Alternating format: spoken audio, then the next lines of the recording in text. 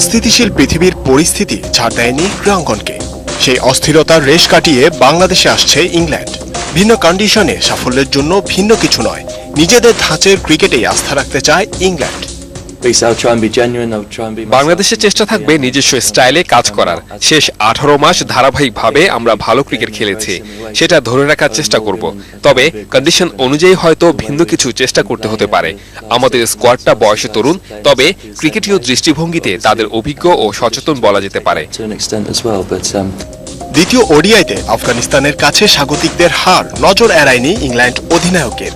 তবে উপমহাদেশের ভিন্ন কন্ডিশনে স্বাগতিকদের হালকাভাবে নিতে চান না থ্রি লায়ন্স স্কিপার। এটা ওদের জন্য কঠিন একটা দিন ছিল, তবে সাম্প্রতিক সময়ে দল হিসেবে ওরা খুব ভালো করেছে। ঘরের মাঠে ওদের সামলানো খুব সহজ হবে না। সফর শুরুর শেষ মুহূর্তেও বাদ যায়নি ওয়েন মর্গ্যান ইস্যু। তবে মর্গ্যানের সিদ্ধান্ত দলের পারফরম্যান্সে কোনো প্রভাব ফেলবে না বিশ্বাস বাটলারের। আমি মর্গানের চেয়ে আলাদা, আমি ওর মতো হতে পারবো না। ক্রিকেটীয় দৃষ্টিভঙ্গিতে হিসেব করলে আমরা অনেকটা একই রকম ভাবি।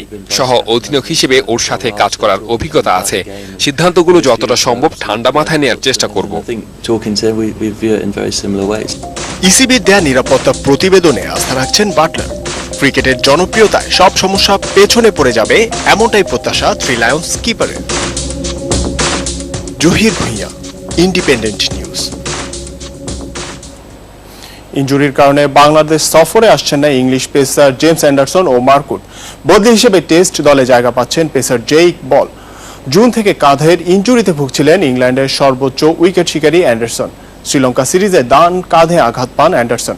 আগস্টে পাকিস্তান সিরিজের পর থেকেই বিশ্রামে ছিলেন এই পেসার। নির্বাচকরা বাংলাদেশ সফরে তাকে দলে রাখলেও পুরোপুরি ফিট না থাকায় নিজেকে সরিয়ে নিয়েছেন জেমস।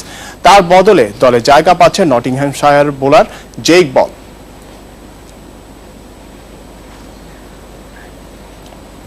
আজ অনুষ্ঠিত হবে বিপিএল এর চতুর্থ আসরের প্লেয়ার্স ড্রাফট। 133 জন দেশি ও 168 বিদেশি ক্রিকেটার থাকছেন এবারের ড্রাফটে। ইতিমধ্যে নির্ধারিত হয়ে